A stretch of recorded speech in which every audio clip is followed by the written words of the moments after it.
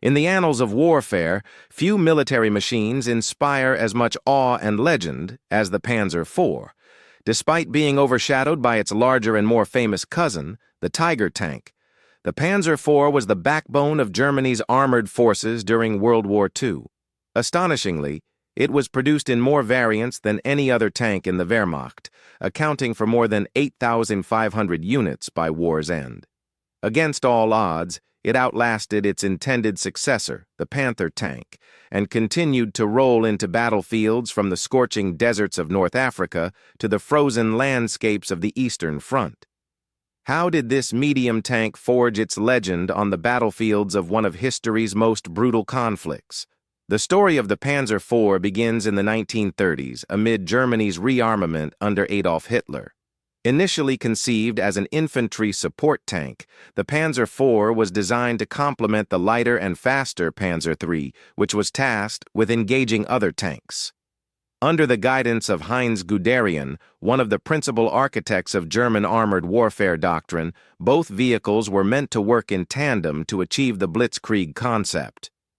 Production of the Panzer IV started in 1936 with the Panzerkampfwagen zur Force AOSF, armed with a short-barreled 75mm KWK 37L24 gun, particularly effective against infantry and fortifications.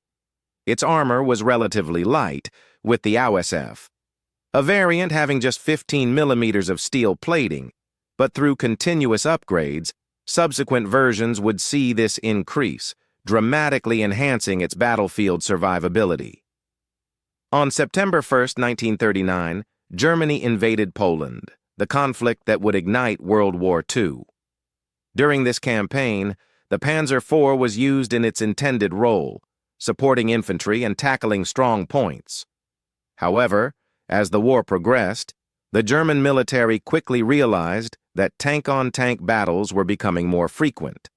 The limitations of the original gun became apparent during the French campaign in 1940, where the Panzer IV faced heavily armored British Matilda II and French Char B-1 tanks. These experiences led to a re-evaluation of the Panzer IV's design and armaments. By the time of Operation Barbarossa, the invasion of the Soviet Union in 1941, the Panzer IV had received its first major upgrade, the AOSF-F variant, which came with reinforced armor and a more powerful long-barreled 75mm KWK-40L43 tank gun. This upgrade allowed it to engage Soviet T-34 tanks effectively, which were proving devastating against the lighter Panzer III and IV variants.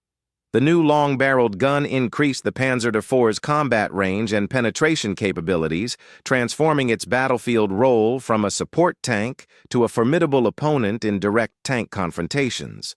Field Marshal Erich von Manstein, a key figure in the Wehrmacht's eastern operations, recounted, "With the arrival of the upgraded Panzer IV, we regained some of our armored superiority against the Soviets. Indeed, the tank's versatility and adaptability became its hallmark. It served in various roles, from frontline combat vehicle to command tank, and even a tank destroyer in later variants. The survivability of the Panzer IV was tested time and again across various theaters. During the North African campaign, fought from June 1940 to May 1943, Panzer IVs under the command of General Erwin Rommel's Afrika Korps played a crucial role. Despite facing critical shortages in fuel and supplies, the Panzer IVs outmatched the British Matilda II tanks in mobility and firepower during the siege of Tobruk and the celebrated Battle of Gazala.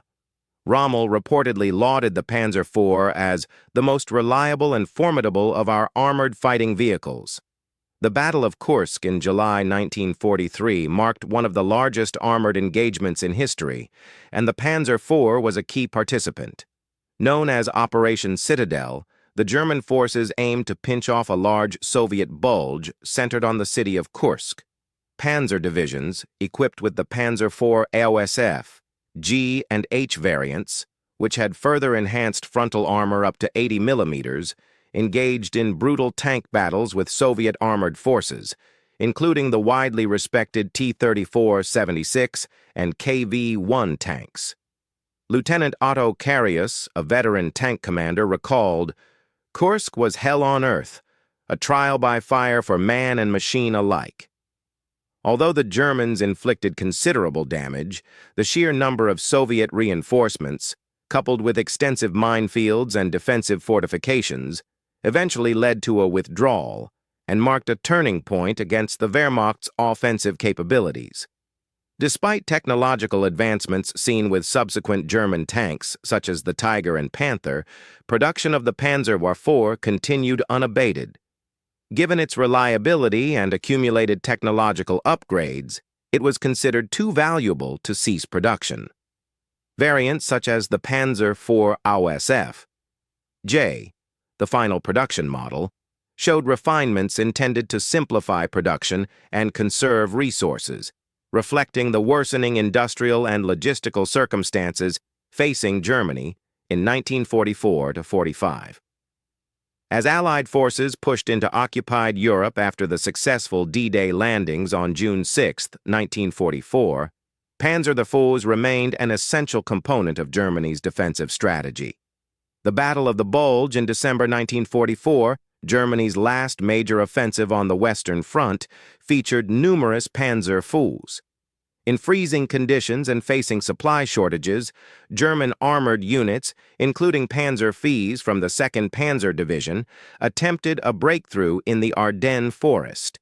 Initially catching American forces by surprise, the offensive ultimately failed due to stiff Allied resistance, logistical challenges, and the resilience of Allied air superiority. Reports from the front lines underscore the Panzer IV's impact and the challenges it faced. Sergeant Richard O'Malley of the 79th Infantry Division recounts engaging a platoon of Panzer IVs near Bastogne, stating, "Even after days of constant shelling, those panzers seemed to just keep coming. The toughness of the German armor was something our boys had learned to fear, respect, and fight with everything they had." As the war reached its final stages, the Wehrmacht was in full retreat. Despite this, the Panzer IV continued to fight doggedly. By May 1945, with Germany's surrender, the Panzer IV had left its indelible mark on battlefields across Europe and North Africa. Its longevity and adaptability made it a critical asset throughout the entire duration of the war. Military historians often analyze its design as a testament to engineering foresight and necessity in wartime evolution. The legacy of the Panzer IV is reflected in post-war military studies and designs. Its concept of incremental upgrades over time instead of complete overhauls influenced tank development programs worldwide. Today, the Panzer IV is displayed in military museums across the globe, a silent witness to engineering prowess and the inexorable march of history. Understanding the Panzer IV's role sheds light on how technology interweaves with strategies and doctrines to shape the outcomes of warfare. Its story is a remarkable chapter in the vast and complex tapestry of World War II's mechanized battles, illustrating both the limitations and capabilities of war machines in the dance of conflict and innovation. For those with a keen interest in military history, the Panzer IV symbolizes both the heights of armored warfare design and the brutal, relentless nature of 20th-century conflict.